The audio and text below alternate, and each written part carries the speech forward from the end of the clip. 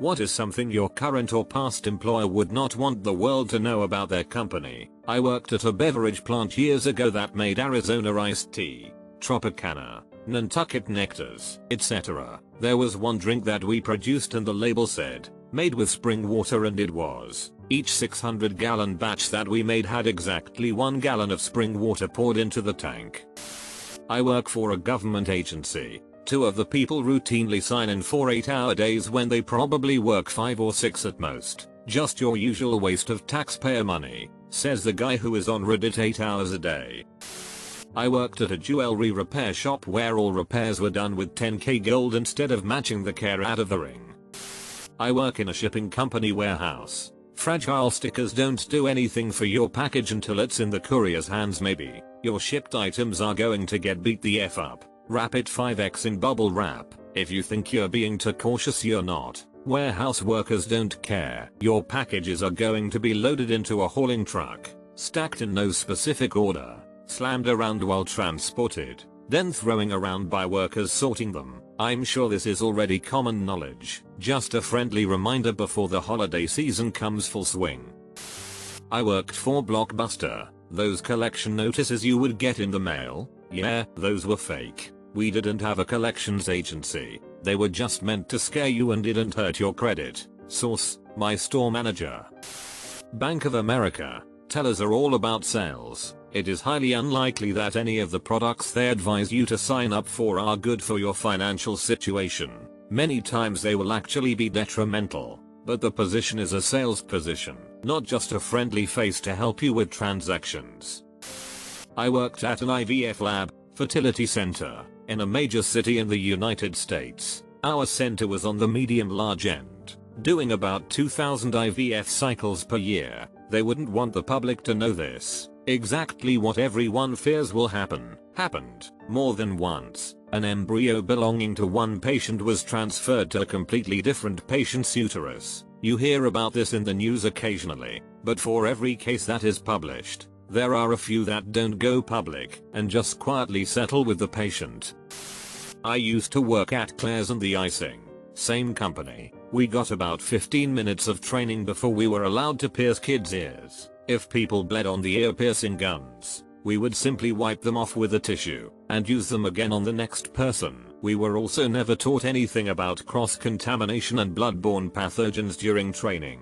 I would never take my kids to get their ears pierced at the mall. Choose a reputable body pisser and take your kids there. Some people are afraid of taking their kids to body pissers because they look sketchier than the pretty mall down the street. But body pissers will use an autoclave, and most of them, if they are any good, are trained to properly deal with blood and bodily fluids. The person at the mall, no matter how much experience they say they have, does not have the proper tools to deal with blood. About 99% of our piercings did not draw blood, but the 1% that do are definitely not dealt with well. I tried my best when I worked there, but there's only so much you can do when there is no equipment on hand to properly sterilize anything. When I first quit my job there, I went to everyone I knew and tried to tell them my horror stories from here, but I could only reach so many people. It makes me feel so good that because of the internet, I'm finally able to spread this information to more people, and hopefully a lot fewer kids will suffer from infections because of this. Spring water bottling plant. Tank was found to have bacterial content above regulation safe levels. They chose to finish the night's run before cleaning the tank by a water filter. I used to work for Sears. The week before our Black Friday sale, we had to mark everything in the store up. I specifically remember marking the treadmills up an extra $500. Then for Black Friday, we marked them back down about $200. They were on sale for an extra $300 than they normally would have been. Interesting. I worked in soft goods at Sears and the Black Friday deals were genuinely pretty good. I'm not surprised to hear that about the big ticket items though. Tangentially, if you ever want to shoplift the crap out of a department store, aim for Black Friday. We are too damn busy to notice anything. Ancestry.com would destroy books they had digitized because they didn't have the storage space. That place infuriated me. 90% of archival work is deciding what to throw out. 10% is maintaining what you have decided to keep. This is not uncommon in the archives field. It is simply impossible to keep everything. It's a huge argument, but in many cases nothing lasts longer than a well-stored box of acid-free printer paper.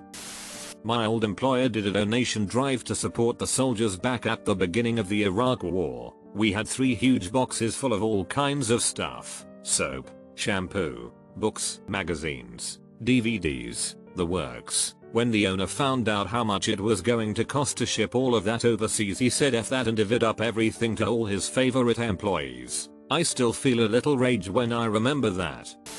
I used to work at a Subway and the owner, whenever the drawer was in the negative, would take the missing money out of everyone's paycheck that worked that day. Say it was down $3. He would take $3 out of everyone's paycheck. He also took money out of my paycheck from a sandwich he made for a customer who complained that I didn't make it right. $7.67 out of my paycheck. He also never let us take breaks. I once worked 1-1030 with no breaks. I reported him, but nothing ever came from it. I have no clue why.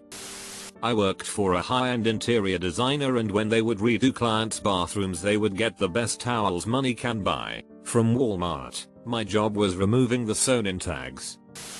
If you're ever looking to buy something from a Cash America porn store, you can tell how long the item's been out and how much the pawn shop has into the item by reading the tag. The date is always printed on the tag. You get a better deal on items that have been on the floor longer. They use a code so an employee can decide how much they can take off if the customer asks. So it goes like this: Mary Louise equals M1, A2, R3, Y4 and so on till you get to E0.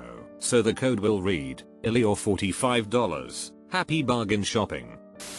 I'm not sure if my company knows about it, but I suspect they do. I work for a shipping company that deals specifically with the delivery of animals, mostly lab animals, but we get some zoo business. Occasionally some of these animals die during shipping, and we do some paperwork and have them cremated and no one ever misses them. Once I stole a monkey and marked it as dead and burned on the paperwork. I took it because it was a very large monkey and I thought it might make a cool pet. After I got tired of taking care of a huge monkey, I shaved it and took it to a prostitute. I told her it was my deformed younger brother and that I would pay her extra to take his virginity. It cost me a lot of money, but I got her to do it and let me watch. She was trying to pretend she liked it, but she looked sick and manny. The monkey was confused at first, but he really started to get into it. The whole experience makes me sick when I think about it. The fact that I watched and that I did that to that girl. I wonder if she believed it was really my brother or if she just needed more crack.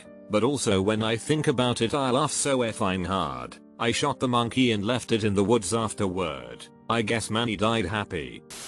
I worked at Universal Studios theme park in Hollywood in their House of Horrors scare maze as a scare actor. The rules are we don't touch you. You don't touch us. Well, one guy decided to go against the rules, and when I scared him he came at me swinging. I pushed him away from me. He complained about me touching him and got me fired, while Universal gave him a free pass to come back another day. And it's all on camera. Baskin Robbins. Not a huge secret. Actually a bit of a plus. But you get a lot more ice cream than you should. I scooped practice scoops for training and the weight it's supposed to be is so tiny. General rule was when the manager isn't there to just make sure the customer doesn't see the bottom of the cup. Too many bad food stories. There's some light at the end of this tunnel, guys. That all the letters you write to an elected official literally do nothing to change the outcome of a vote. 3-page letters to a phone call. They don't matter. We already know how the member is going to vote. You're wasting your time. That crisp and snappy front end of their web application is backed by a massive spaghetti code. Some of it over 10 years old. A nightmare to maintain. And not able to be refactored because the requirements don't even exist anymore. I had an internship at one of Merck's production plants over the summer. 6 months prior, a group of chemists were discovered in one of the abandoned facilities cooking meth. They had a pharmaceutical grade lab hidden behind a false wall and were churning out something like 6 figures weekly, not something you hear from their PR department. The submitting of false materials sheets to governments to get fire safety ratings despite using none of the fire retardant materials submitted in the materials data sheets. Basically all the falsified forms to the government they submit. If any of you are in a mall and a fire breaks out, watch out. All the that isn't supposed to burn immediately. Totally will. And for people asking, I did report it and was fired because of it, but that wasn't the reason they gave. My statements were not heard based upon my lack of money or influence on a governmental level, and that my employer cited other reasons to discredit my accusations. Worked in government a lot. If you see a small section in a department, the staff is likely slammed with a ton of work and is heavily underfunded. If you see a large section in a department, they are most likely overfunded, wasting a ton of money. The full-time staff only works like 4 hours a day, and the full-timers often just hired interns to do the work for them. I'll give you some things. We are not where we say we are. Remember how we said we're giving you your project at our cost and picking up the freight? Yeah, we're actually making $15,000 in profit off you. We say our place of work has hundreds of employees, but there's only 5 of us. We fake our voices and have tons of fake voicemail boxes and emails set up.